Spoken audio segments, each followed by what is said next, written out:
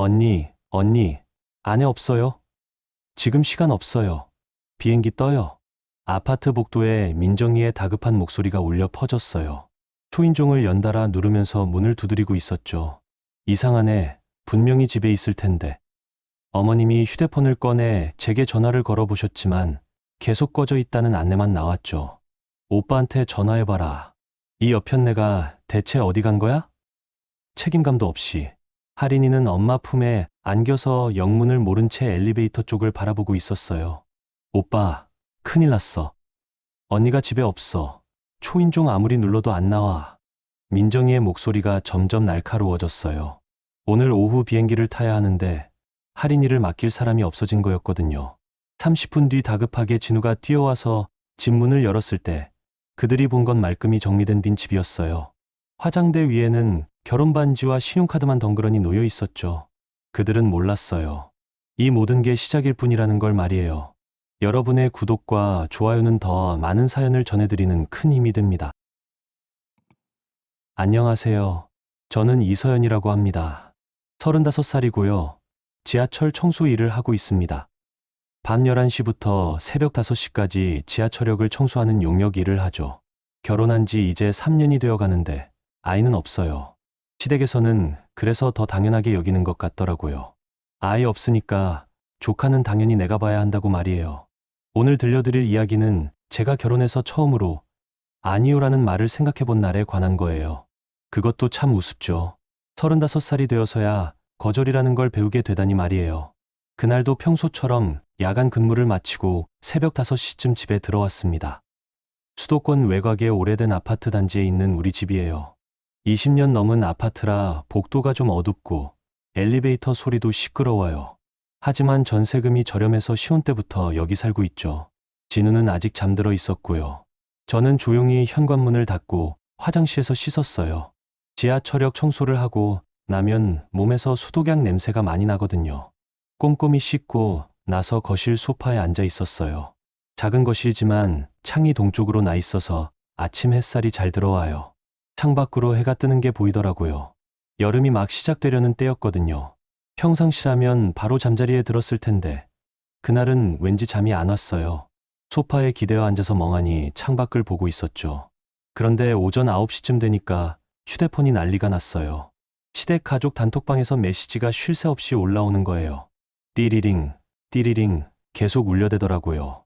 어머님이 먼저 메시지를 올리셨어요. 올해도 우리끼리 제주도나 다녀올까? 작년 부산도 좋았는데 이번엔 제주도 어때? 항공료도 그리 비싸지 않더라. 그 다음에 민정이가 바로 답장을 했죠. 민정이는 진우 동생이에요. 저보다 2살 어리고 5살 딸 할인이를 키우는 전엄맘이죠. 엄마, 좋아요. 할인이도 제주도 가고 싶다고 했어요. 언제부터 언제까지 갈 거예요? 진우도 잠에서 깨서 휴대폰을 보더니 엄지손가락으로 뭔가 타이핑하고 있었어요. 진우는 중소제조업체에서 사무직을 해요. 아침 9시에 출근하는데 평소에는 알람 소리에 벌떡 일어나거든요. 그런데 그날은 휴대폰 소리 때문에 일찍 깬 거죠. 그래, 엄마. 좋은 생각이다. 언제쯤 갈까? 미리 휴가 신청해 놓을게.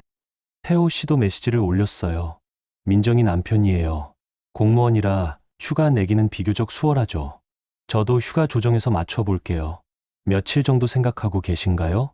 저는 소파에 앉아서 그 대화를 지켜보고 있었습니다. 뭔가 이상했어요. 가족 여행 이야기인데 인원수가 자꾸 맞지 않는 거예요. 어머님, 진우, 민정이, 태호 씨, 그리고 5살 할인이까지. 5명이 아니라 6명이 되어야 하는데 자꾸 5명으로만 계산하시는 거예요. 어머님이 좀 더 구체적으로 말씀하셨어요. 2박 3일 정도로 생각하고 있어. 숙소는 펜션으로 잡고 렌터카도 빌려서 섬 구경 좀 하고. 민정이가 또 답장을 보냈죠. 엄마, 그럼 경비는 어떻게 할까요? 숙소비랑 렌터카비 우리끼리 나눠서 내자. 어차피 가족인데. 그러다가 어머님이 결정적인 말씀을 하셨어요. 할인이는 서연이가 봐줄 거니까 우리 어른끼리 편하게 다녀오자. 아이 없으면 훨씬 자유롭게 돌아다닐 수 있잖아. 그 순간 모든 게 명확해졌어요. 아, 나는 여행 가는 사람이 아니라 집에서 아이를 봐주는 사람이구나. 처음부터 그런 계획이었던 거죠. 저는 가족 여행 인원에 포함되지 않은 채로 오직 조카를 돌봐줄 사람으로만 계획되어 있었던 거예요. 민정이가 곧장 답장을 보냈어요. 맞아요. 언니가 할인이 봐주시면 우리는 어른끼리 편하게 갈 수 있겠네요. 할인이는 언니 잘 따르니까 걱정 없을 것 같아요. 태호 씨도 메시지를 올렸습니다. 그럼 숙소도 어른 4명으로 예약하면 되겠네요. 더블룸 2개 잡으면 될까요? 진우는 제 옆에 앉아서 휴대폰 화면을 보고 있었어요. 그런데 뭔가 어색한 표정을 짓더라고요. 분명히 이상하다는 걸 느꼈을 거예요. 하지만 아무 말도 안 했습니다. 그냥 어색하게 웃기만 하더라고요. 저는 조용히 휴대폰을 내려놓고 거실 한쪽에 있는 앨범장으로 걸어갔어요. 거기에는 지난 2년 동안의 가족 사진들이 들어 있었거든요. 두꺼운 가죽 앨범이었는데 시어머님이 명절 때마다 정성스럽게 사진을 붙여 놓으신 거예요. 재작년 강원도 여행 사진을 먼저 꺼내봤습니다. 피장 앞에서 찍은 사진이었어요.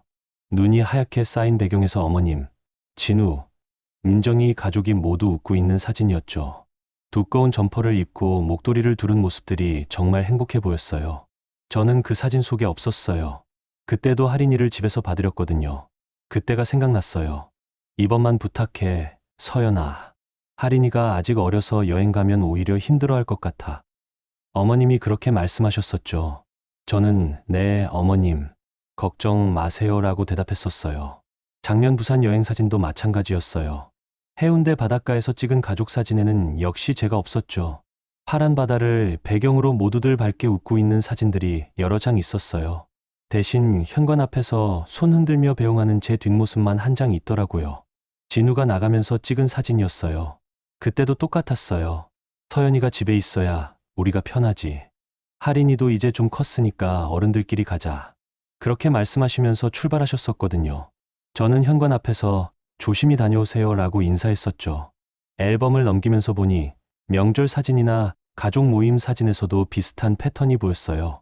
저는 늘 구석에 작게 있거나 아니면 아예 사진에 없었어요. 사진을 찍는 사람이었거나 설거지를 하러 부엌에 가 있었거나 아이를 돌보느라 자리를 비웠거나 그 사진들을 보면서 깨달았어요. 내가 이 집에서 어떤 위치에 있는지를 말이에요. 가족이 아니라 집을 지키는 사람이었던 거예요. 여행을 함께 가는 식구가 아니라 다른 식구들이 여행을 갈 수 있게 도와주는 사람이었던 거죠. 앨범을 덮고 소파로 돌아왔을 때 단톡방에는 벌써 항공료와 숙박비 이야기가 오고 가고 있었어요. 내 명분으로 계산한 예산이었죠. 저는 처음부터 계산에 포함되지 않았던 거예요. 어머님이 구체적인 일정을 올리셨어요. 그럼 다음 주 금요일부터 일요일까지 어때? 금요일 오후에 출발해서 일요일 저녁에 들어오자. 민정이가 바로 답했죠. 좋아요. 할인이는 목요일 저녁에 언니 집에 맡겨드릴게요. 진우가 조심스럽게 말을 꺼냈어요. 서연아, 미안한데. 그 말을 듣는 순간 가슴이 먹먹해지더라고요. 미안하다고 하면서 또 부탁을 하려는 거잖아요. 재작년에도 그랬고 작년에도 그랬어요. 미안한데 이번만이라는 말로 시작해서 결국 저는 집에 남게 되는 거였죠. 그런데 이상했어요. 이번에는 화가 나는 게 아니라 오히려 마음이 차분해지더라고요. 아, 이제 선택할 때가 왔구나 하는 생각이 들었어요. 세 번째는 달라야겠다고 생각했습니다. 재작년도 작년도 그냥 넘어갔지만 이번에는 아니었어요. 왜 나에게는 한 번도 묻지 않았을까요? 가고 싶은지, 쉬고 싶은지, 아니면 정말 아이를 봐드릴 수 있는지 말이에요. 진우는 여전히 미안한데 라는 말을 입에 물고 있었어요. 저는 휴대폰을 천천히 접으며 말했습니다. 오늘은 좀 생각할 시간을 줘요. 그 말에 진우가 깜짝 놀라더라고요. 지금까지는 늘, 네, 알겠어요 라고 대답했었거든요. 그런데 이번에는 생각할 시간을 달라고 했으니까 당황스러웠을 거예요. 창밖으로 여름 햇살이 눈부시게 들어오고 있었어요. 세 번째 여행이 논의되는 이 아침이 제게는 무언가 새로운 시작이 될 것 같다는 예감이 들었습니다. 그렇게 이틀이 지났습니다. 진우는 그 사이 한 번도 여행 이야기를 꺼내지 않았어요. 평소보다 조심스러워하는 게 느껴졌죠. 아침에 출근할 때도 그럼 회사 다녀올게라고 말하는 목소리가 어딘지 어색했어요. 여행을 사흘 앞둔 화요일 저녁이었습니다. 저는 야간 근무를 나가기 전에 저녁을 준비하고 있었어요. 작은 부엌에서 된장찌개를 끓이고 시금치 나물을 무치고 있었죠. 진우가 회사에서 돌아와 양복 재킷을 벗어 걸더니 식탁에 앉았어요. 서연아, 부르는 목소리가 평소와 달랐어요. 뭔가 결심을 한 듯한 톤이었죠. 엄마가 할인이 너한테 맡긴다고 하셨지. 그 말을 들으면서 국자를 든 손이 잠깐 멈췄어요. 맡긴다고 하셨다는 거죠. 이미 결정된 일이라는 식으로 말하고 있는 거예요. 저는 찌개 그릇을 식탁에 놓으면서 조심스럽게 말했어요. 나한테 물어본 적 있어? 어? 진우가 수저를 든 채로 저를 쳐다봤어요. 예상치 못한 질문이었던 것 같더라고요. 할인이 봐달라고 나한테 물어본 적 있냐고. 그게, 뭐, 당연히. 진우의 목소리가 점점 작아졌어요. 당연하다고 생각했다는 거잖아요. 아무도 제게 의견을 묻지 않았다는 걸 그제야 깨달은 것 같았어요. 저는 더 이상 묻지 않았어요. 대신 조용히 밥을 먹고 야간 근무를 나갔죠. 지하철역으로 가는 버스 안에서도 계속 그 생각이 났어요. 당연이라는 말이요. 다음날 아침 집에 돌아와서 씻고 있을 때 휴대폰에 긴 메시지가 도착했어요. 민정이가 보낸 거였죠. 화면을 가득 채운 글이었어요. 언니, 할인이 맡겨드리는 거 미리 말씀드릴게요. 할인이는 아침 8시에 일어나서 우유 한 잔 먼저 마셔요. 그 다음에 식빵에 딸기잼 발라서 주시면 되고요. 점심은 김밥이나 계란말이 좋아해요. 낮잠은 오후 2시부터 1시간 정도 재워주시고, 목욕은 미지근한 물에 10분 이내로 해주세요. 아, 그리고 저녁에는 당근 안 먹으니까 빼고 해주시고, 잠들기 전에는 동화책 2권 정도 읽어주시면 돼요. 그 긴 메시지 맨 아래에 이런 문장이 있었어요. 언니, 가족인데 이 정도는 말 안 해도 봐줄 줄 알았는데. 그래도 한번 정리해서 보내드려요. 그 문장을 읽는 순간 가슴이 답답해졌어요. 가족인데라는 말 뒤에 숨어 있는 것들이 보이더라고요. 가족이니까 당연히 봐줘야 한다는 거죠. 가족이니까 거절할 수 없다는 거고요. 저는 답장을 어떻게 해야 할지 몰라서 휴대폰을 내려놓았어요. 그런데 1시간 후에 민정이한테서 전화가 왔어요. 언니, 메시지 못 봤어요? 답장이 없네요. 목소리가 평소보다 딱딱했어요. 뭔가 서운해하는 톤이었죠. 아, 미안해. 지금 봤어. 언니, 설마 안 봐주실 거 아니죠? 그 말에 저는 잠깐 말문이 막혔어요. 안 봐준다는 선택지가 있다는 걸 왜 이제야 물어보는 걸까요? 민정아, 나도 개인 시간이 있잖아. 언니가 무슨 개인 시간이요? 어차피 집에만 계시잖아요. 그 말이 가슴에 꽂히더라고요. 어차피 집에만 있으니까 아이 봐주는 게 당연하다는 뜻이잖아요.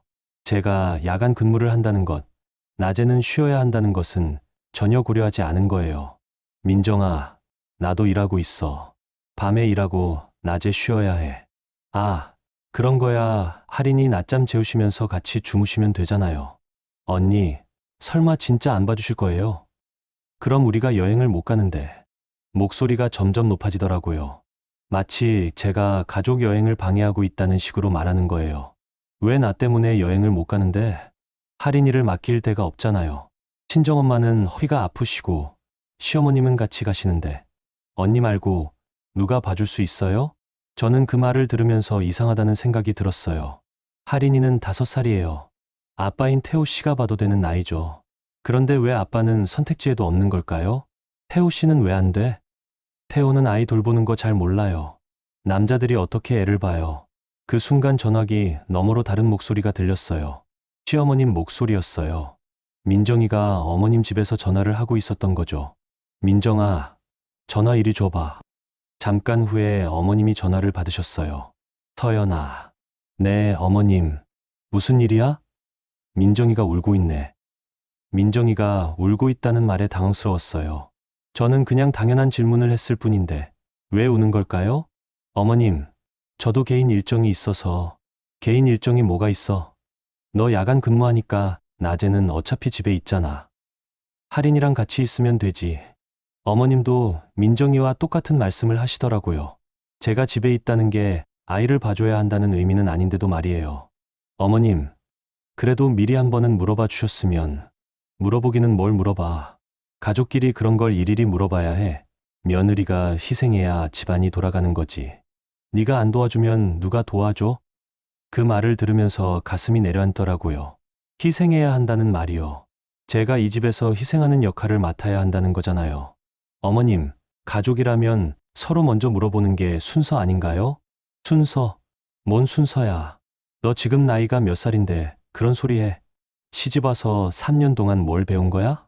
목소리가 점점 차갑게 변하더라고요. 제가 잘못 배웠다는 식으로 말씀하시는 거예요. 네가 그렇게 이기적이었나? 조카 하나 봐주는 게 그렇게 어려워. 다른 집 며느리들 봐라. 다들 시댁 일 도와주면서 사는데 너만 이상해. 이기적이라는 말이 가슴에 박히더라고요. 제가 이기적인 사람이 된 거예요. 조카를 봐달라는 부탁에 선뜻 응답하지 않으니까요. 전화를 끊고 난 후 저는 부엌 싱크대 앞에 서 있었어요. 설거지를 하려고 했는데 손이 떨려서 그릇을 제대로 잡을 수가 없더라고요. 그때까지 저는 제가 괜찮은 며느리라고 생각했었어요. 명절 때도 성실히 일했고 시어머님께 안부 전화도 꼬박꼬박 드렸고 할인이한테도 좋은 이모가 되려고 노력했거든요. 그런데 한번 물어보겠다고 했더니 이기적인 며느리가 되어버린 거예요. 수도꼭지에서 나오는 물소리만 부엌에 울렸어요. 그 물소리를 들으면서 생각했어요. 정말 제가 이상한 걸까요? 가족이라면 먼저 상의하는 게 당연한 거 아닌가요? 그런데 어머님 말씀을 들어보니 제가 잘못 생각하고 있는 것 같기도 했어요. 다른 집 며느리들은 다 시댁 일을 도와주면서 산다는데 저만 유독 까다롭게 구는 건 아닌가 싶었거든요. 저녁 때 진우가 들어왔을 때 저는 여전히 부엌에서 설거지를 하고 있었어요. 평소보다 훨씬 오래 걸린 설거지였죠. 서연아, 뭔 일 있어? 표정이 안 좋네. 민정이랑 어머님이 전화했어. 아, 그래? 뭐라고 하시던? 진우가 조심스럽게 물어봤어요. 아마 예상은 하고 있었을 거예요. 내가 이기적이래. 그런 소리 하셨어? 조카 하나 봐주는 것도 싫어한다고. 진우는 아무 대답을 하지 못하더라고요. 그냥 입만 벌리고 있었어요. 저는 마지막 그릇을 닦으면서 말했어요. 진우야, 나 정말 이상한 거야? 무슨 소리야. 너 이상하지 않아. 그럼 왜 아무도 내 기분은 안 물어볼까?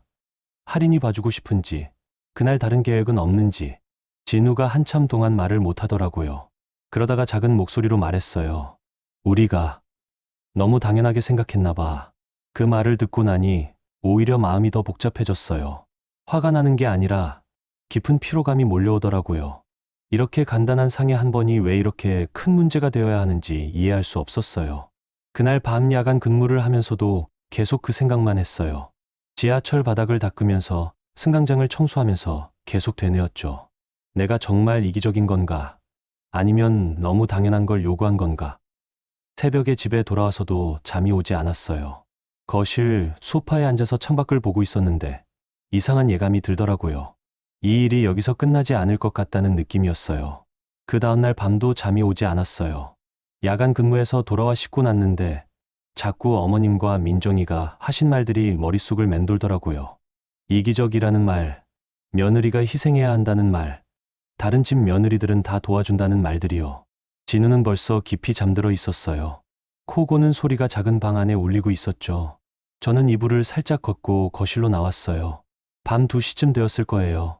거실 한쪽 구석에 있는 작은 스탠드만 켜고 앉았습니다.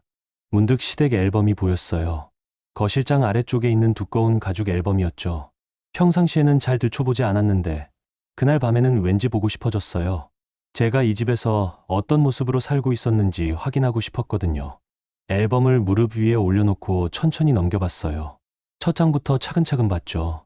진우와 제가 결혼한 지 3년이니까 3년치 사진이 들어 있었어요. 결혼식 사진에서는 제가 중앙에 있었어요.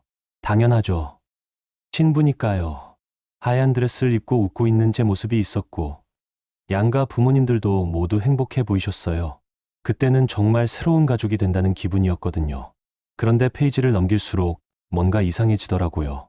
신혼여행 사진 다음부터는 제 위치가 조금씩 바뀌기 시작했어요. 중심에서 점점 가장자리로 밀려나는 느낌이었죠. 첫 번째 명절 사진을 봤어요. 결혼하고 첫 추석이었는데 큰 식탁 앞에서 찍은 사진이었어요. 어머님이 중앙에 앉아 계시고 진우와 민정이가 양옆에 앉아 있었죠. 태호 씨와 할인이도 함께 있었고요. 저는 맨 끝자리에 작게 앉아 있었어요. 그때는 새며느리라서 그런 자리에 앉는 게 예의인 줄 알았거든요. 그 다음 해 설날 사진도 비슷했어요. 가족들이 차례상 앞에서 찍은 사진인데 저는 또 구석에 있었어요. 그런데 자세히 보니까 제가 사진을 찍으러 가기 전까지는 모두들 자연스럽게 중앙에 모여 있었더라고요. 제가 저도 같이 찍어 주세요라고 말해서야 급히 자리를 만들어 준 거였어요. 할인이 첫돌 사진도 있었어요. 작은 상을 차려놓고 돌잡이를 하는 장면이었는데 여기서도 저는 뒤쪽에 서 있었어요. 할인이를 안고 있는 민정이, 옆에서 웃고 있는 태우 씨, 할머니인 어머님이 중심이었죠. 저는 마치 도우미처럼 뒤에서 상차림을 정리하고 있는 모습이었어요. 그러다가 재작년 강원도 여행 사진을 봤어요. 이 사진에는 제가 아예 없었어요.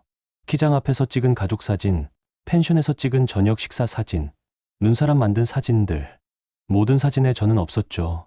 대신 다른 장에 혼자 찍힌 사진이 하나 있었어요.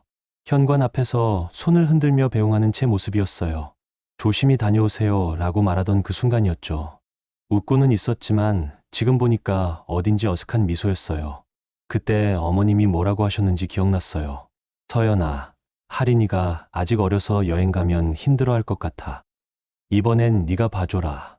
우리 어른끼리 다녀올게. 저는 그때 네, 어머님. 걱정 마세요라고 대답했었어요. 할인이와 집에서 조용히 지내는 것도 나쁘지 않다고 생각했거든요. 아이랑 단둘이 있으면서 장난감도 사주고 맛있는 것도 해줄 수 있을 거라고 생각했어요.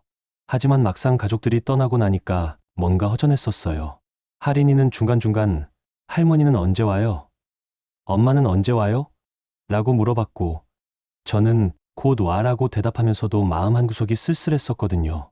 작년 부산 여행 사진도 마찬가지였어요. 해운대 바다를 배경으로 찍은 사진들, 맛집에서 찍은 식사 사진들, 관광지를 돌아다니며 찍은 사진들. 저는 어디에도 없었어요. 이번에도 현관 배웅 사진만 하나 있었죠.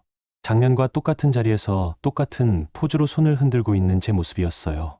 그때는 어머님이 이렇게 말씀하셨었어요. 서연이가 집에 있어야 우리가 마음 놓고 놀 수 있지. 짐도 가벼워지고 아이 신경 쓸 필요도 없고. 저는 또 네, 그러세요라고 답했었죠. 사진을 계속 넘기면서 패턴이 보였어요. 명절 사진에서는 구석자리, 가족 모임에서는 뒤쪽 자리, 그리고 여행 사진에서는 아예 빠진 자리. 3년 동안 제 자리는 조금씩 뒤로, 가장자리로, 결국 사진 밖으로 밀려났던 거예요. 그런데 그게 갑자기 생긴 일은 아니었어요. 조금씩 자연스럽게 제가 눈치채지 못하는 사이에 일어난 일이었거든요. 처음에는 새 며느리라서 조심스러워해야 한다고 생각했고, 나중에는 그게 당연한 자리라고 여기게 되었고, 결국에는 아예 그 자리에 있지도 않게 된 거죠. 앨범을 덮고 거실 탁자 위에 올려놓았어요. 가슴이 답답했어요. 제가 이 집에서 어떤 존재인지 명확하게 보였거든요. 가족이 아니라 집을 지키는 사람이었어요. 여행을 함께 가는 식구가 아니라 다른 식구들이 여행을 갈 수 있게 뒷받침해주는 사람이었던 거죠. 그때 휴대폰이 울렸어요. 새벽 시간인데 누가 전화를 할까 싶어서 화면을 보니까 친정엄마였어요. 깜짝 놀랐죠. 이 시간에 엄마가 전화하실 리 없는데 싶어서요. 급히 전화를 받았어요. 엄마, 왜 이렇게 늦게 전화해? 서연아, 너 잠 안 자고 있지? 엄마는 제가 잠 못 자고 있는 걸 어떻게 아신 걸까요? 엄마들은 그런 신기한 능력이 있는 것 같아요. 어떻게 알았어? 엄마가 널 언제부터 봤는데. 목소리 들으면 안다. 무슨 일 있어? 저는 잠깐 망설였어요. 엄마에게 이 이야기를 해도 될까 싶었거든요. 시댁 이야기를 친정에서 하는 게 좋은 일은 아니잖아요. 그냥 좀 복잡한 일이 있어. 시댁에서 또 뭐라고 했어? 역시 엄마였어요. 제 목소리만 들어도 무슨 일인지 짐작하시더라고요. 저는 조심스럽게 상황을 설명했어요. 가족 여행 이야기부터 할인이 돌봄 부탁까지, 그리고 어머님과 민정이가 하신 말들까지 다 얘기했어요. 엄마는 한동안 말씀을 안 하시더라고요. 전화기 너머로 한숨 소리만 들렸어요. 서연아. 응. 네가 그렇게까지 해야 할 이유는 없다. 그 말을 듣는 순간 눈물이 나려고 했어요. 누군가 제 편을 들어주는 말을 들으니까 그동안 혼자 참았던 게 한꺼번에 올라오더라고요. 엄마, 내가 이기적인 거 맞아? 무슨 소리야. 누가 그런 소리 했어? 어머님이랑 민정이가 다른 집 며느리들은 다 도와준다고, 나만 까다롭게 논다고. 그런 소리 듣지 마라. 네가 며느리라고 해서 무조건 희생해야 하는 건 아니야. 엄마 목소리가 단호해졌어요. 서연아, 힘들면 우리 집으로 와라. 네가 자란 방도 그대로 있고 언제든 올 수 있어. 그 말을 듣고 나니까 마음 한구석이 따뜻해지더라고요. 아, 나에게도 돌아갈 곳이 있구나 하는 생각이 들었어요. 엄마, 나 좀 더 생각해 볼게. 그래, 천천히 생각해라. 내 인생이니까 네가 정해야지. 전화를 끊고 나니까 마음이 조금 가라앉았어요. 그동안 이 집에서의 제자리만 생각했는데 다른 선택도 가능하다는 걸 깨달았거든요. 거실 창문으로 새벽 기운이 들어오고 있었어요. 곧 해가 뜰 시간이었죠. 앨범을 다시 보면서 생각했어요. 세 번째 여행에서는 뭔가 달라져야겠다고. 사진 밖으로 밀려난 사람으로 남을 수는 없겠다고요. 그 다음 날도 잠이 오지 않았어요. 야간 근무를 마치고 새벽 5시에 집에 들어왔는데 아무리 누워도 눈이 말똥말똥했어요. 어머님과 민정이가 하신 말들이 자꾸 맴돌더라고요. 이기적이라는 말, 며느리가 희생해야 한다는 말이요. 결국 거실로 나와서 소파에 앉았어요. 창밖으로 새벽 기운이 스며들고 있었죠. 여름이라 해가 일찍 뜨거든요. 5시 반쯤 되니까 벌써 환해지기 시작했어요. 가만히 앉아서 우리 집을 둘러봤어요. 작은 것이지만 제가 나름대로 정성 들여 꾸민 공간이었어요. 시어머님이 주신 화분도 있고 진우랑 신혼여행 갔을 때 산 액자도 걸려 있고요. 결혼할 때 친정에서 가져온 작은 장식품들도 여기저기 놓여 있었죠. 하지만 그 순간 이상한 생각이 들었어요. 이 집에서 제가 정말 주인인가 싶더라고요. 제 물건들은 있지만 제 목소리는 없는 것 같았거든요. 가족 회의에서도 제 의견은 묻지 않고 여행 계획에도 제 이름은 없었어요. 시계를 보니 6시가 넘어가고 있었어요. 진우가 일어나는 시간이 얼마 남지 않았죠. 저는 부엌으로 가서 아침을 준비했어요. 된장찌개를 끓이고 계란말이를 만들었어요. 평소보다 정성스럽게 했죠. 마지막이 될 수도 있겠다는 생각이 들어서요. 7시에 진우가 일어났어요. 평소처럼 화장실에서 세수하고 양복을 입더니 식탁에 앉았죠. 고생했어. 밤새 일하느라. 응. 저는 짧게 대답하고 밥그릇을 가져다 놓았어요. 진우는 찌개 한 숟가락 뜨면서 말했어요. 오늘이 여행 전날이네. 그렇네. 내일 할인이 데려오는 시간만 잘 맞춰줘. 민정이가 아침 일찍 데려올 거야. 그 말을 들으면서 가슴이 덜컥 내려앉았어요. 여전히 제가 할인이를 봐줄 거라고 생각하고 있는 거였어요. 그동안의 대화들, 제가 생각해 보겠다고 했던 말, 그 모든 게 아무 의미 없다는 식으로 말하고 있는 거죠. 응. 저는 또 짧게 대답했어요. 그런데 이 평소와는 달랐어요. 승낙이 아니라 마지막 인사 같은 느낌이었거든요. 진우는 그걸 알아채지 못했어요. 그럼 출근할게. 회사에서 마지막 정리하고 내일 출발이야. 조심히 가. 진우가 현관문을 닫고 나가는 소리가 들렸어요. 그 소리를 들으면서 저는 한참 동안 식탁에 앉아 있었어요.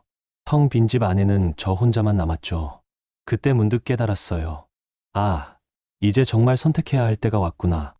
계속 여기 앉아서 모든 걸 당연하게 받아들일 것인지, 아니면 뭔가 다른 길을 택할 것인지 말이에요. 저는 천천히 일어나서 설거지를 시작했어요. 평소보다 훨씬 꼼꼼하게 했죠. 그릇 하나하나 정성스럽게 닦고, 가스레인지도 깨끗하게 닦았어요. 싱크대 구석구석까지 닦고, 바닥도 깔끔하게 닦았어요. 그 다음에는 거실을 정리했어요. 소파 위에 흩어져 있던 쿠션들을 가지런히 놓고, 탁자 위를 깨끗하게 닦았어요. 화분에 물도 주고 바닥에 청소기도 돌렸죠. 욕실도 마찬가지였어요. 거울을 닦고 세면대를 깨끗하게 정리했어요. 수건들도 가지런히 개어서 정리했고요. 마치 누군가 중요한 손님이 오기라도 하는 것처럼 꼼꼼하게 청소했어요. 마지막으로 방을 정리했어요. 이불을 개고 옷장을 정리하면서 문득 옷 몇 벌을 꺼냈어요. 간단한 옷 2벌과 속옷, 그리고 세면도구를 작은 가방에 넣었죠. 별거 아닌 것 같았는데 가방에 옷을 넣는 손이 떨리더라고요.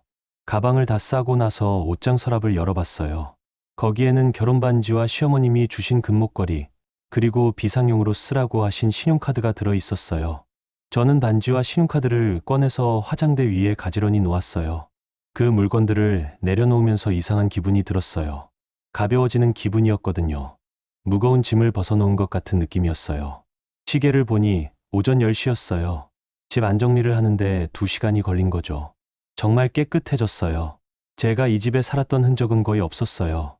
다만 화장대 위에 반지와 신용카드만이 제가 여기 있었다는 걸 보여주고 있었죠. 저는 가방을 들고 현관으로 갔어요. 신발을 신고 문고리에 손을 얹었는데 잠깐 멈춰섰어요. 정말 나가도 될까 싶었거든요. 하지만 다시 생각해봐도 답은 같았어요. 더 이상 여기서 투명인간처럼 살 수는 없었어요. 제 목소리가 들리지 않는 곳에서, 제 이름이 불리지 않는 곳에서, 제가 필요할 때만 기억되는 곳에서 계속 살 수는 없었거든요. 현관문을 열고 나왔어요. 복도는 조용했어요. 이웃집에서도 별다른 소리가 들리지 않았죠. 엘리베이터를 타고 1층으로 내려갔어요. 아파트 단지를 나와서 버스 정류장으로 갔어요. 오전 10시 반이라 사람들이 많지 않았어요. 정류장 의자에 앉아서 대구행 버스 시간표를 확인했어요. 11시 20분에 고속버스가 있더라고요. 휴대폰을 꺼내서 엄마에게 문자를 보냈어요. 엄마, 오늘 내려갈게요. 문자를 보내고 나니까 마음이 한결 가벼워졌어요. 돌아갈 곳이 있다는 게 이렇게 든든한 줄 몰랐거든요. 버스를 기다리는 동안 지난 3년을 생각해 봤어요. 결혼하고 처음에는 정말 행복했었어요. 새로운 가족이 생긴다고 생각했고, 시어머님도 민정이도 좋은 분들이라고 여겼었거든요. 하지만 언제부터인가 제 자리가 점점 작아지고 있었던 거예요. 처음에는 새 며느리라서 조심해야 한다고 생각했고, 나중에는 그게 당연한 일이라고 생각했어요. 그런데 이번 여행 이야기를 들으면서 깨달았어요. 이게 당연한 게 아니라는 거요. 11시 20분, 대구행 버스가 들어왔어요. 저는 가방을 들고 버스에 올랐어요. 표를 끊고 뒤쪽 자리에 앉았어요. 창가 자리였죠. 버스가 출발하면서 아파트 단지가 멀어져 갔어요. 3년 동안 살았던 집이, 제가 머물렀던 공간이 점점 작아져 갔어요. 그런데 슬프지 않았어요. 오히려 후련한 기분이었거든요. 휴대폰이 울렸어요. 진우한테서 문자가 온 거였어요. 점심은 밖에서 먹을게.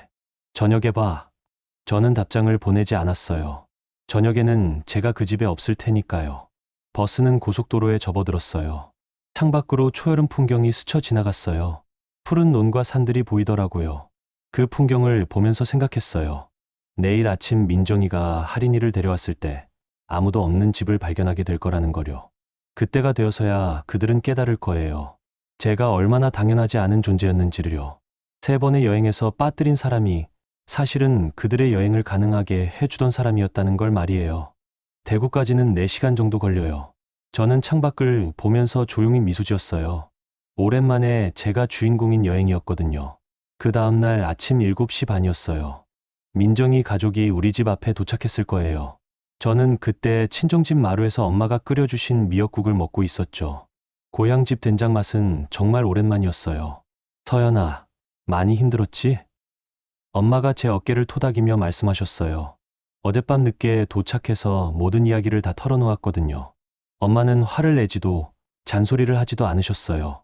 그냥 조용히 들어주시고 따뜻한 차 한 잔 끓여주셨죠. 그런데 그때쯤 서울에서는 난리가 나고 있었을 거예요. 민정이가 할인이 손을 잡고 우리 집 현관 앞에서 초인종을 눌렀을 텐데 아무도 나오지 않았겠죠. 1번, 2번, 3번. 아무리 눌러도 집 안에서는 아무 소리도 들리지 않았을 거예요. 저는 상상할 수 있었어요. 민정이가 당황해서 휴대폰을 꺼내 제게 전화를 걸었을 모습을요. 하지만 제 휴대폰은 꺼져 있었어요. 어젯밤 친정에 도착하면서 전원을 껐거든요. 이상하네. 왜 안 받지? 민정이가 태호 씨에게 말했을 거예요. 태호 씨는 공무원답게 차분하게 상황을 정리했을 겁니다. 일단 진우 형한테 전화해봐. 진우는 그때쯤 회사에서 마지막 업무 정리를 하고 있었을 거예요. 오늘 오후부터 휴가니까 서둘러 일을 마무리하고 있었겠죠. 그런데 민정이한테서 다급한 전화가 왔을 거예요. 오빠, 언니가 집에 없어요. 초인종 아무리 눌러도 안 나와요. 진우가 깜짝 놀랐을 거예요. 아침에 출근할 때까지는 저가 집에 있었거든요.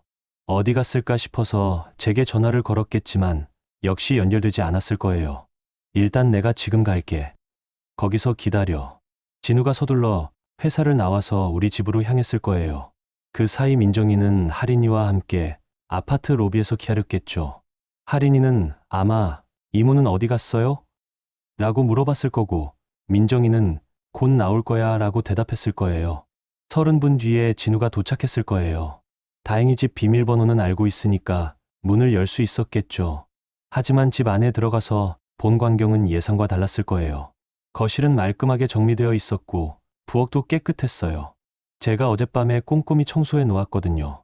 하지만 집 안에는 사람 기척이 전혀 없었을 거예요. 서연아, 서연아. 진우가 방마다 찾아봤겠지만 저는 어디에도 없었어요. 대신 화장대 위에 노인 결혼 반지와 신용카드를 발견했을 거예요. 그 순간 진우는 뭔가 심상치 않다는 걸 깨달았을 겁니다.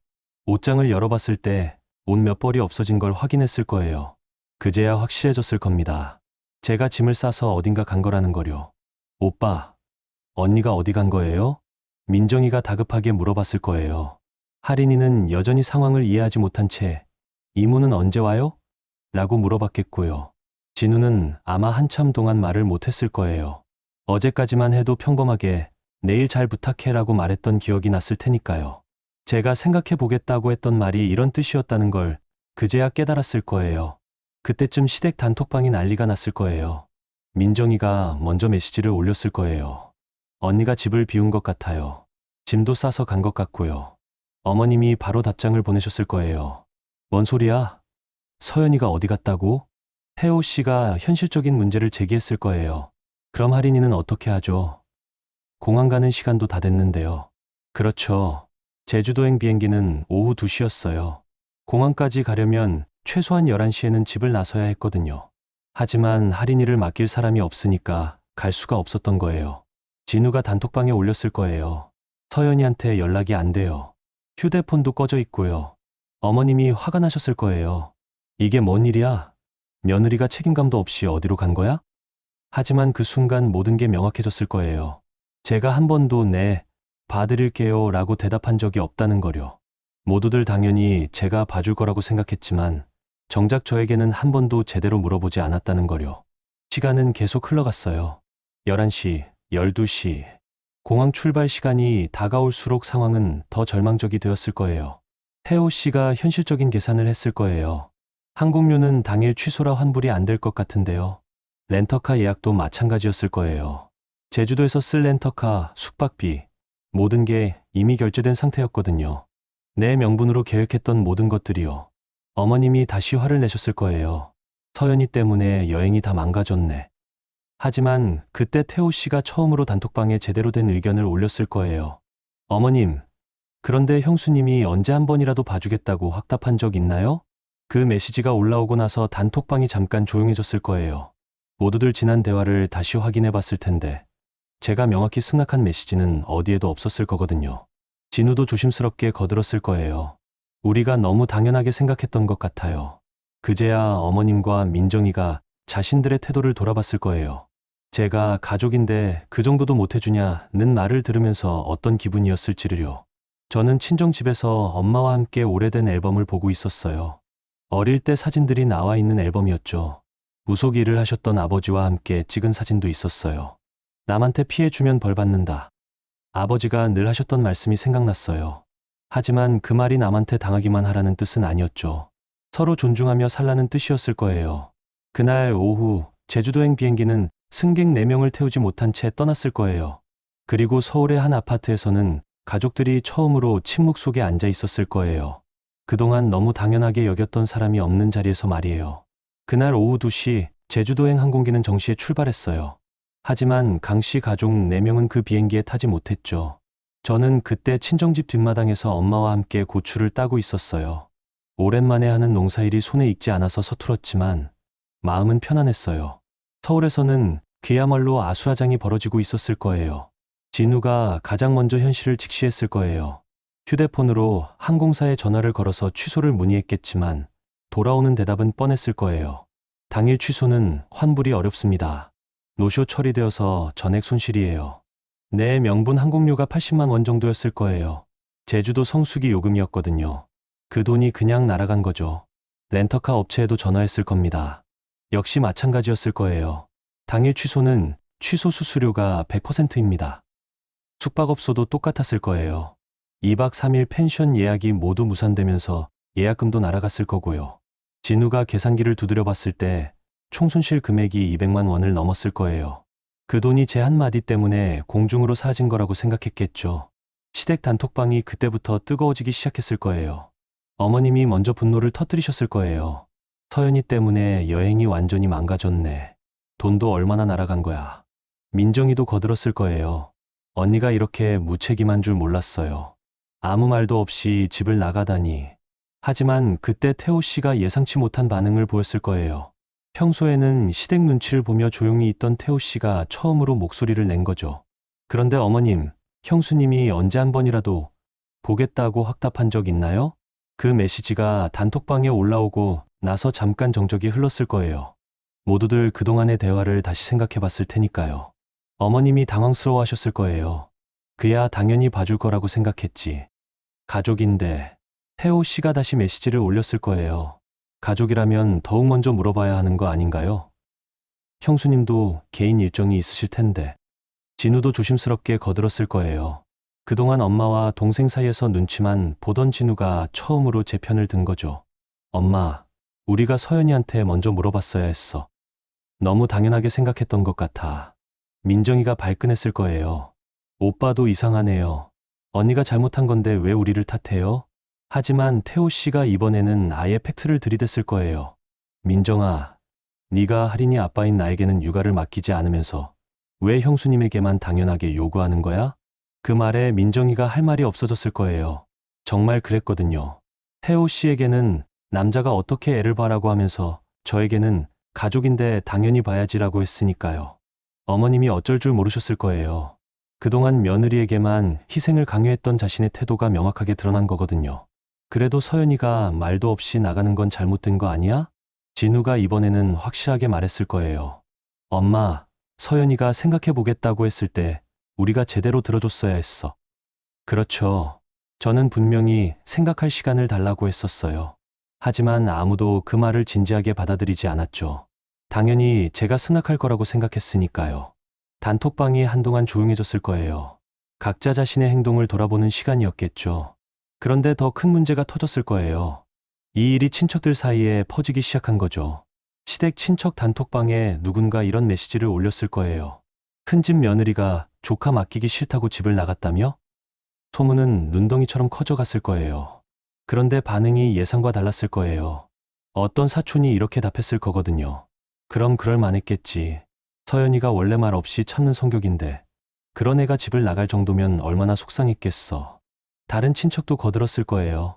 맨날 조카 봐달라고 하면서 정작 가족여행에는 빼놓고 가면 누가 좋아하겠어. 연세 많은 고모가 직설적으로 말씀하셨을 거예요. 복자야, 며느리를 너무 당연하게 생각하면 안 돼.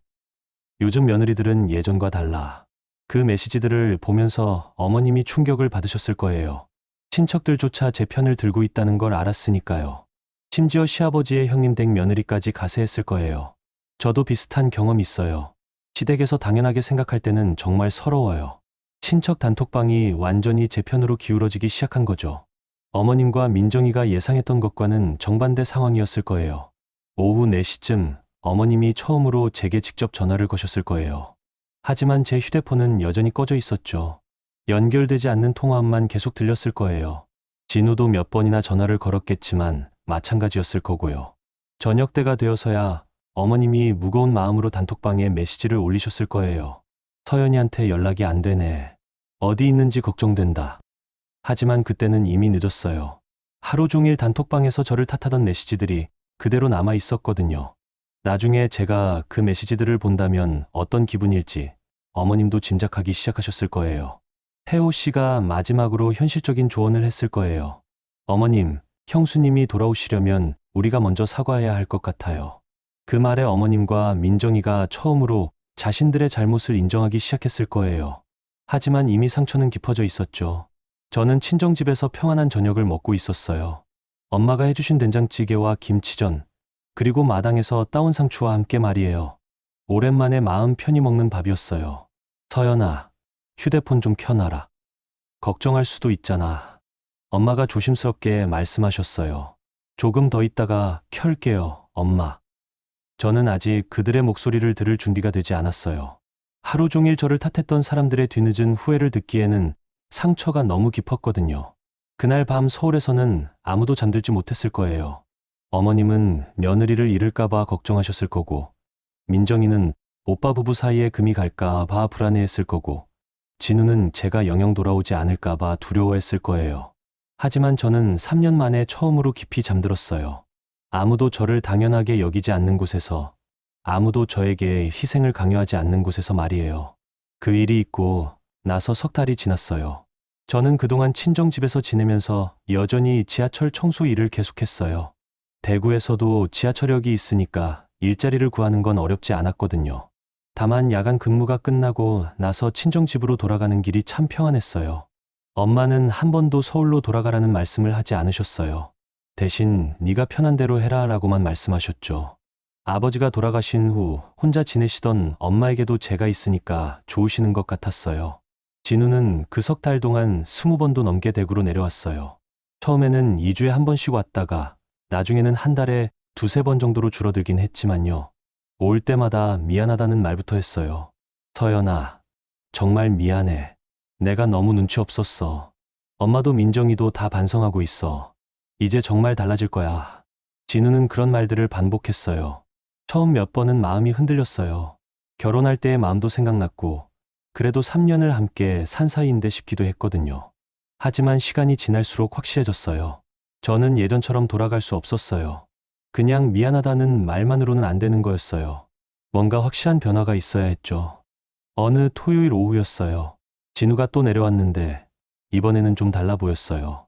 평소처럼 급하게 사과하지도 않았고 오히려 차분한 표정이었거든요. 서연아, 얘기 좀 할 수 있을까? 저는 엄마와 함께 마당에서 고추를 말리고 있었어요. 가을이 되면서 고추가 빨갛게 익어서 따서 말리는 작업을 하고 있었거든요. 엄마, 잠깐 진우랑 얘기할게요. 엄마는 고개만 끄덕이시고 집 안으로 들어가셨어요. 진우와 저는 마당 한쪽 평상에 앉았어요. 서연아, 나 많이 생각해봤어. 진우가 말을 꺼냈어요. 목소리가 평소보다 무거웠어요. 네가 집을 나간 이유를 이제야 제대로 알 것 같아. 저는 아무 대답도 하지 않고 그냥 들었어요. 아니, 내가 너를 가족으로 보지 않았던 것 같아. 그냥 도움을 주는 사람으로만 봤어. 그 말을 듣고 나니까 가슴 한쪽이 아렸어요. 진우가 그렇게 직접적으로 말한 건 처음이었거든요. 앞으로는 정말 달라질 거야. 엄마 말보다 내 말을 먼저 들을게. 저는 한참 동안 말을 하지 못했어요. 그동안 듣고 싶었던 말이었거든요. 하지만 단순히 돌아가는 것만으로는 부족했어요. 진우야, 나 조건이 있어. 뭐든지 말해봐. 앞으로 시댁 행사에 갈지 말지는 내가 정할 거야. 강요하지 마. 진우가 고개를 끄덕였어요. 그리고 할인이 돌봄은 부탁이 아니라 정식으로 먼저 상의하고 내 스케줄을 존중해줘. 당연하지. 마지막으로 가족 모임이나 여행에서 내 자리도 미리 생각해줘. 나도 이 가족의 일원이니까. 진우는 잠깐 머뭇거리더니 말했어요. 서연아, 사실 엄마가 너한테 직접 사과하고 싶어 하셔. 그 말을 듣고 좀 놀랐어요. 어머님이 며느리에게 사과한다는 건 상상하기 어려웠거든요. 어머님이요? 응. 그날 일 때문에 많이 반성하고 계셔. 저는 고민했어요. 어머님의 사과를 받아들일 준비가 되어 있는지 확신이 서지 않았거든요. 조금 더 생각해 볼게. 그 다음 주에 어머님이 직접 전화를 하셨어요. 석 달 만에 처음 들어보는 어머님 목소리였어요. 서연아, 네, 어머님. 그날은 내가 너무 당연하게 생각했다. 어머님 목소리가 평소보다 조용했어요. 사과하는 게 쉽지 않으셨을 거예요. 며느리라고 해서 무조건 희생해야 하는 건 아닌데. 내가 너무 몰랐어. 저는 전화기를 꽉 잡고 있었어요. 어머님의 사과를 듣고 있으니까 그동안 참았던 게 한꺼번에 올라오더라고요. 어머님. 응. 앞으로는 먼저 물어봐 주세요. 제가 할 수 있는지, 괜찮은지. 그래, 그렇게 할게. 짧은 통화였지만 의미는 컸어요. 어머님이 처음으로 제게 고개를 숙이신 거였거든요. 그로부터 한 달 후, 저는 서울로 돌아가기로 했어요. 하지만 예전과는 달랐어요. 조건을 분명히 정하고 가는 거였거든요. 돌아가는 날, 진우가 대구까지 차를 몰고 내려왔어요. 제 짐은 별로 없었어요. 옷 몇 벌과 친정에서 가져가는 반찬들 정도였죠. 엄마, 잘 지내세요. 자주 올게요. 엄마는 제 손을 꼭 잡으시며 말씀하셨어요. 힘들면 언제든 와라. 여기가 내 집이야. 그 말이 큰 힘이 되었어요. 이제 저에게는 돌아갈 곳이 있다는 확신이 있었거든요. 서울로 올라가는 차 안에서 진우가 말했어요. 서연아, 이제 우리 둘 여행부터 먼저 가자. 그 말 속에는 과거에 대한 반성이 들어 있었어요. 시댁 가족 여행이 아니라 우리 부부만의 여행을 먼저 생각하겠다는 뜻이었죠. 그래, 좋아. 집에 도착했을 때는 저녁 시간이었어요. 어머님이 저녁을 준비해서 기다리고 계셨어요. 민정이도 태우 씨, 할인이와 함께 와 있었죠. 언니, 정말 미안했어요. 민정이가 먼저 사과했어요. 예전의 당당한 모습과는 달랐어요. 앞으로는 할인이 일도 미리 상의드릴게요. 저는 고개만 끄덕였어요. 아직 완전히 마음이 풀린 건 아니었지만 변화의 의지는 느낄 수 있었거든요. 식탁에 앉을 때도 달랐어요. 예전에는 늘 끝자리에 앉았는데 이번에는 어머님이 제 자리를 따로 만들어 주셨어요. 구석이 아니라 가족들 사이의 자리였죠. 서연아, 여기 앉아라. 작은 변화였지만 의미가 있었어요. 제가 이 가족에서 차지하는 위치가 조금씩 달라지고 있다는 걸 보여주는 거였거든요. 저녁을 먹으면서 할인이가 저에게 다가왔어요. 이모, 어디 갔었어요? 보고 싶었어요. 그 말을 듣고 마음이 복잡했어요. 할인이는 잘못이 없는데 어른들의 이기심 때문에 제가 멀어진 거였으니까요. 이모가 외할머니 집에 다녀왔어. 할인이도 보고 싶었어. 그날 밤 진우와 저는 오랜만에 함께 거실에 앉았어요. 석 달 만에 처음으로 둘만의 시간이었죠. 서연아, 정말 고마워. 뭐가? 다시 돌아와줘서. 저는 창밖을 보면서 대답했어요. 나도 이 집이 그리웠어. 하지만 예전처럼 살 수는 없어. 알아. 이제 정말 달라질 거야. 그 말이 단순한 약속이 아니라는 걸 저는 알고 있었어요. 지난 석 달 동안의 변화가 그걸 보여줬거든요. 하지만 아직 완전히 끝난 건 아니었어요. 진짜 시험은 앞으로 있을 일들에서 나타날 거였거든요. 과연 그들이 정말 변했는지 아니면 임시방편인지는 시간이 지나봐야 알 수 있는 거였으니까요. 그렇게 1년이 흘렀어요. 제가 서울로 돌아온 지 8달 정도 되었을 때였죠. 봄이 막 시작되는 4월 어느 날 시댁 단톡방에 다시 여행 이야기가 올라왔어요. 하지만 이번에는 달랐어요. 어머님이 먼저 조심스러운 문장을 보내셨어요. 올해는 가족 여행을 어떻게 할까? 서연이 의견도 들어보고 싶어. 그 메시지를 보는 순간 가슴이 뭉클했어요. 1년 전과는 완전히 다른 시작이었거든요. 제 이름이 맨 처음에 나왔고 제 의견을 먼저 묻고 있었어요. 민정이도 예전과는 다르게 메시지를 보냈어요. 언니, 괜찮으시면 다 같이 가는 거 어때요? 아니면 언니가 편하신 대로 하셔도 돼요. 태호 씨도 거들었어요. 이번에는 할인이 돌봄은 우리가 알아서 할 테니까 형수님은 부담 갖지 마세요. 진우는 제 눈치를 보면서 신중하게 메시지를 보냈어요. 서연이 어떻게 생각해? 우리 먼저 얘기해보자. 저는 휴대폰을 내려놓고 잠깐 생각했어요. 1년 전에 제가 이런 메시지들을 받았다면 얼마나 기뻤을까요? 하지만 지금의 저는 달랐어요. 감사하면서도 동시에 신중해졌거든요. 그날 저녁 진우와 저는 아파트 단지 근처 작은 공원을 걸었어요. 봄 기운이 완연해서 벚꽃이 막 피기 시작하고 있었어요. 저녁 식사를 마치고 나와서 천천히 산책하는 거였죠. 서연아, 여행 어떻게 생각해? 진우가 조심스럽게 물어봤어요. 예전 같으면 당연히 가야지라고 말했을 테지만 이제는 제 의견을 먼저 묻고 있었어요. 글쎄, 아직 잘 모르겠어. 저는 솔직하게 대답했어요. 마음 한쪽으로는 함께 가고 싶기도 했지만 다른 한쪽으로는 아직 조심스럽기도 했거든요. 무리하지 마. 네가 불편하면 우리끼리 다녀와도 돼. 진우의 그 말이 참 다르다는 생각이 들었어요. 1년 전에는 이번만 부탁해였는데 이제는 네가 불편하면 안 가도 된다고 하고 있었으니까요. 공원 벤치에 앉아서 한참 동안 아무 말도 하지 않았어요. 밤 공기가 선선했고 가로등 불빛이 벚꽃 위에 비치고 있었어요. 진우야, 나 이번엔 안 갈래. 진우가 깜짝 놀라는 표정을 지었어요. 왜? 혹시 아직도 기분이 안 좋아서? 아니야, 그게 아니라. 저는 천천히 말했어요. 이번엔 우리 둘이 조용히 쉬고 싶어. 다음에 기회가 되면 그때 같이 생각해 볼게. 그 말을 하고 나니까 마음이 편해졌어요. 처음으로 제가 진짜 원하는 걸 선택한 기분이었거든요. 거절도 선택도 모두 제 의지였어요. 그래, 알겠어. 그럼 우리 둘이 어디 갈까? 진우가 미소를 지으며 말했어요. 섭섭해하는 기색도 없고 설득하려고 하지도 않았어요. 그냥 제 선택을 받아들이고 있었죠. 집에 돌아와서 단톡방에 답장을 보냈어요. 이번엔 우리 둘이 조용히 쉬고 싶어요. 어머님들은 편하게 다녀오세요. 다음에 기회 되면 같이 생각해 볼게요. 메시지를 보내고 나서 가슴이 두근거렸어요. 1년 전 같으면 이런 답장을 보낼 엄두도 못 냈을 텐데 이제는 자연스럽게 제 의견을 말할 수 있게 된 거죠. 곧바로 답장들이 올라왔어요. 어머님이 먼저 메시지를 보내셨어요. 그래, 알겠다. 너희는 편하게 쉬어라. 민정이도 덧붙였어요. 언니, 알겠어요. 우리는 당일치기로 다녀올게요. 언니는 푹 쉬세요. 태호 씨도 웃는 이모티콘과 함께 메시지를 보냈어요. 형수님 의견 존중합니다. 그 메시지들을 보면서 뭉클했어요. 1년 전에는 상상도 할 수 없었던 반응이었거든요.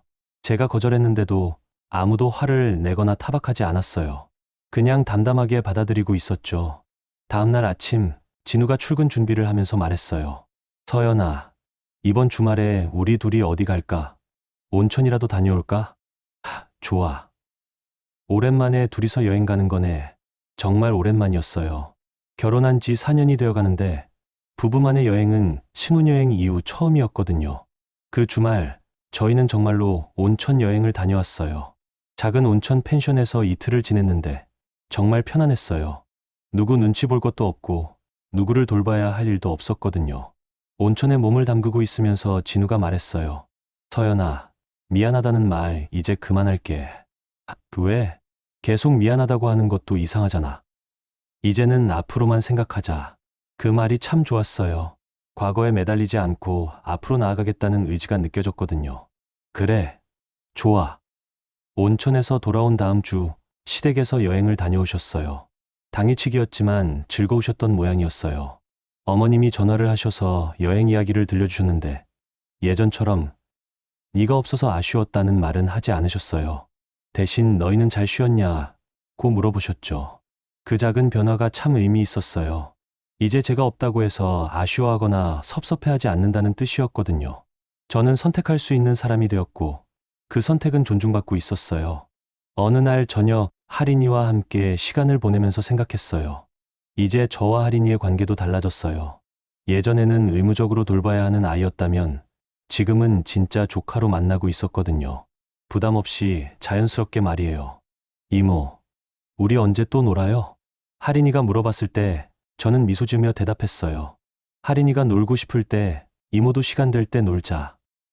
예전 같으면 언제든지라고 대답했을 텐데 이제는 서로의 상황을 고려한 대답을 하고 있었어요. 그날 밤 진우와 저는 거실에서 차를 마시며 이야기했어요. 서연아, 네가 바뀐 것 같아. 어떻게? 더 당당해진 것 같아. 예전에는 항상 눈치 보고 조심했는데 이제는 내 생각을 분명히 말하잖아. 저는 차를 한 모금 마시고 대답했어요. 나도 그런 것 같아. 내 목소리를 내는 게 이렇게 편한 줄 몰랐어. 창밖으로 봄밤이 깊어가고 있었어요. 1년 전 그 여름밤과는 모든 게 달라져 있었죠. 그때는 제 이름이 불리지 않는 가족이었다면 지금은 제 목소리가 들리는 가족이 되어 있었어요. 진우야, 나 이제 알겠어. 뭘? 가족이 된다는 게 참는 게 아니라 서로 존중하는 거구나. 그 말을 하고 나니까 마음이 정말 가벼워졌어요. 4년이 걸려서 깨달은 소중한 진리였어요. 이제 저에게는 선택권이 있어요. 가거나 안 가거나, 하거나 안 하거나 모든 게 제 의지대로 결정할 수 있어요. 그리고 그 선택은 존중받고 있어요. 3번째 여행에서 빠졌던 그 사람이 이제는 4번째 여행을 스스로 선택하는 사람이 되었어요. 그게 바로 진짜 가족이 되는 길이었나 봅니다. 가족이라는 이름으로 누군가를 당연하게 여기고 계시지는 않으신가요? 진정한 가족은 서로를 존중하고 각자의 목소리에 귀 기울일 때 만들어집니다. 오늘 서연이의 이야기처럼 때로는 용기 있는 선택이 모든 걸 바꿀 수 있어요. 당신도 충분히 소중한 사람이니까 당신의 마음도 충분히 중요하니까요. 혹시 비슷한 상황에 계신 분들이 있다면 당신에게도 선택할 권리가 있다는 걸 잊지 마세요. 오늘 영상이 작은 위로가 되셨다면 지금 구독 눌러보세요. 매일매일 더 재미있고 감동적인 이야기가 찾아옵니다. 댓글로 여러분의 이야기도 들려주시고 오늘도 행복한 하루 되세요.